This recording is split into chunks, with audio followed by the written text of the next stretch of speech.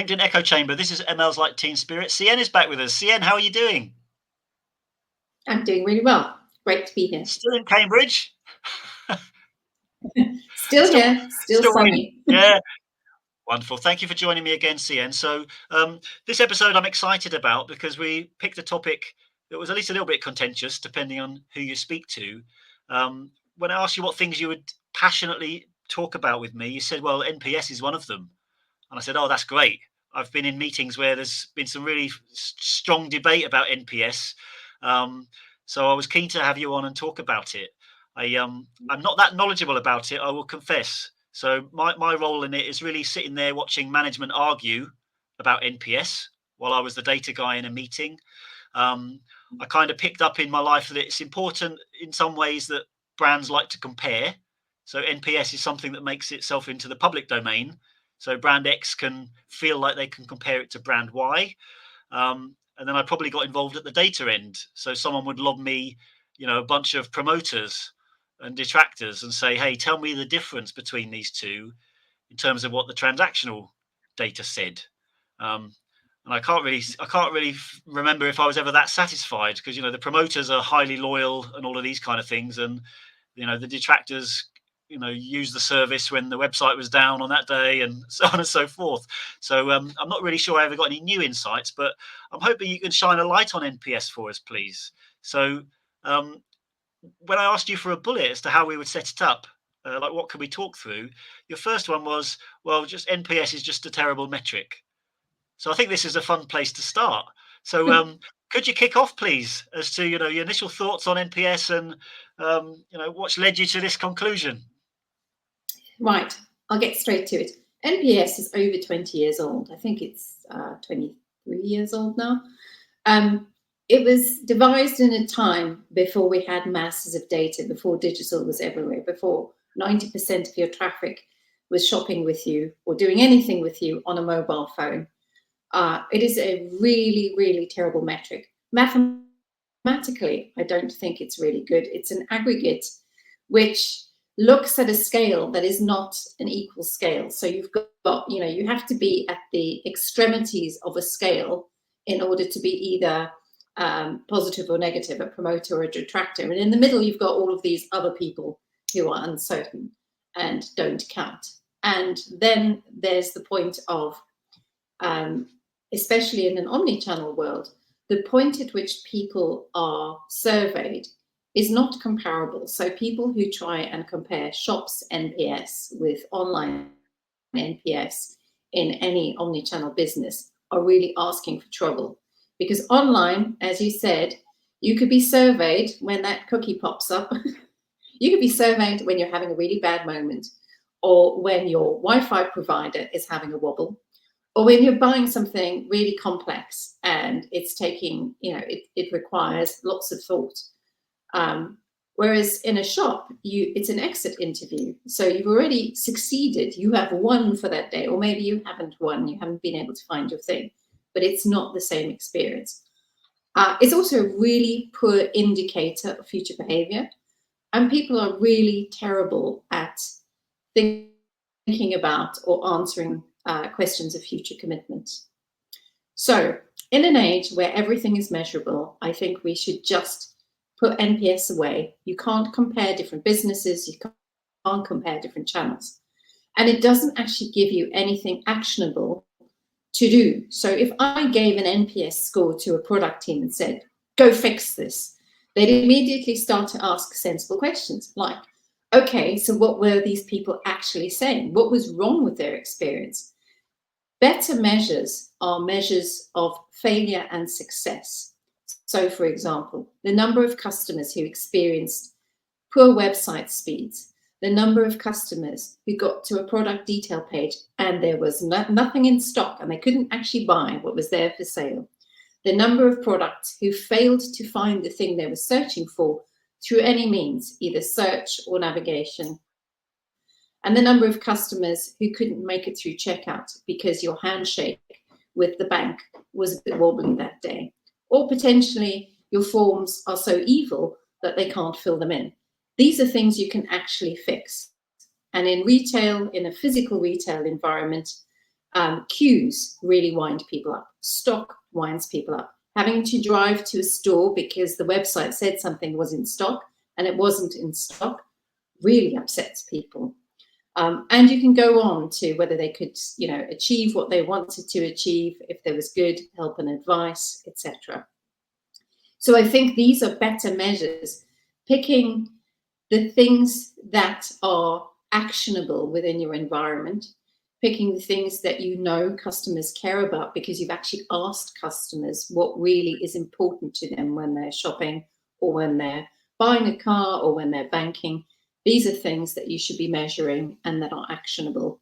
And then teams can have a whole host of other measures that they can add into the mix because they are good indicators of the success of a particular experience. Sienne, I've got another question you weren't expecting. I try to do at least one for each guest per interview. So let me ask you this question. So I work on NPS for brands, and I saw two flavors of it. Let's do web. It pops up really quickly, and someone responsible for it would say, "Uh-oh, I know I've only got 1 second attention span from the customer. We'll just pop up and say, would you recommend us, yes or no?" So I've seen that kind, and that's the one you're saying is maybe not so valuable. I've seen other kinds that included the possibility of adding free form text. And so it would land on my desk for sentiment analysis, text mining, and so on and so forth to try and work with these free form texts. From all the brands you worked with, could you remember doing this, like capturing text like that?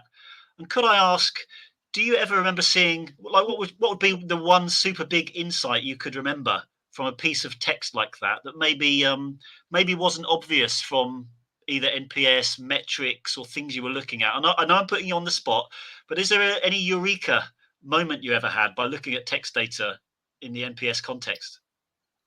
To a degree, I'll say free form data is just as bad because then you have to triangulate it with other data. So you have to figure out where it was fired, where in the journey that customer was. So using another form of data, journey-based metrics or journey analytics, to then identify the real driver of the comment.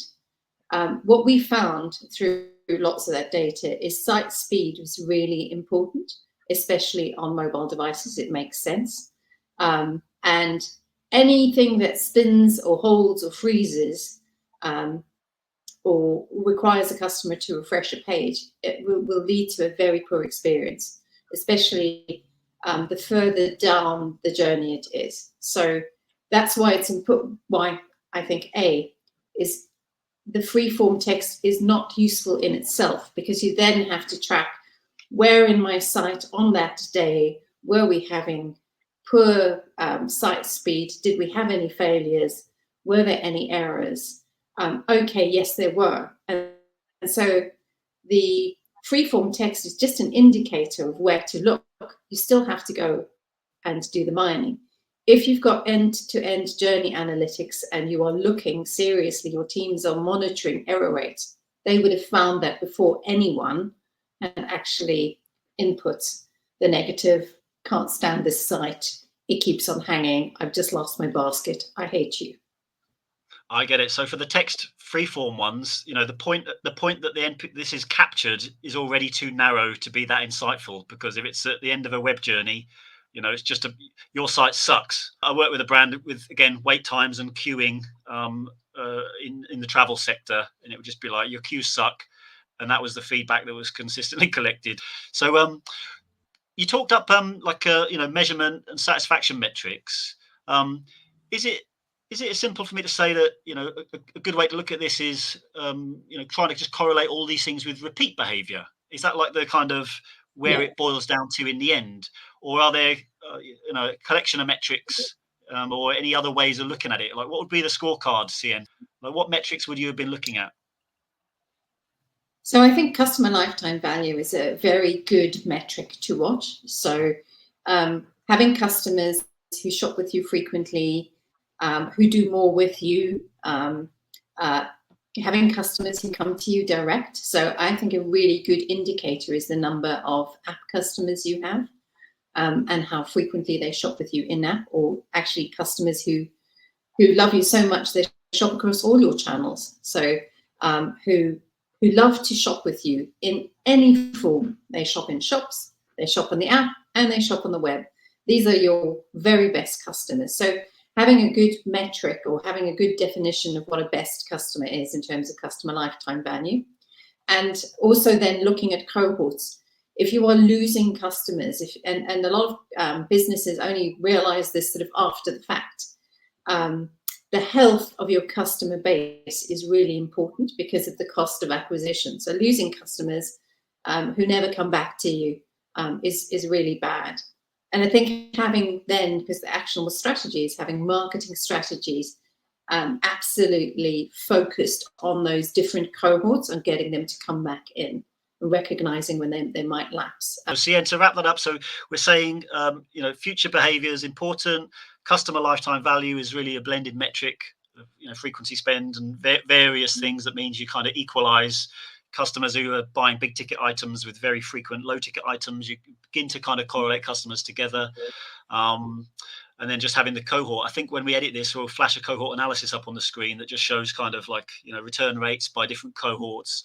These are really quite illuminating for most marketers. So I think I'll flip one up on the screen. Sienne, the last bullet on our list actually though was about employees. So I wonder if you could just take kind of 2 minutes to jump into sort of satisfaction at the employee level. The fact that you put it on my list means you must have something to say here. So please take it away. Yeah, I think with employees, the best measure of employee happiness is engagement, active engagement with you. And this can be measured in any, there are a number of tools out there that measure engagement of employees, but participation in all hands, preparedness to ask questions, because it's an indicator of psychological safety. Which is, I think, a very good measure. If your employees are feeling that they can say things in open forum meetings, this is good. Not everyone wants to. They might send an email. They might answer a question offline. Willing to try new things. So an indicator of good employee engagement is employees who take on projects, who move around, who have a vibrant career, and then participation in forums that make things better. So if you've got particular focus groups or employee forums, everything from sustainability to cafeteria to cycle to work schemes, whatever. If you've got lots of employees actively in those groups, I think it's a good indicator of engagement. And then there are some modern tools. I think one of the better tools that I have used recently is Peakon, because it allows you to tailor questions and to think about the frequency with which you're polling different groups, and it doesn't over poll too many people. Sienne, thanks for those insights. Thanks for taking us through NPS, Sienne. That was all really interesting, and I'm sure it was really insightful about what alternative measures you can use and these sorts of things. I hope it was useful for people. Ladies and gents, this has been ML's Like Teen Spirit.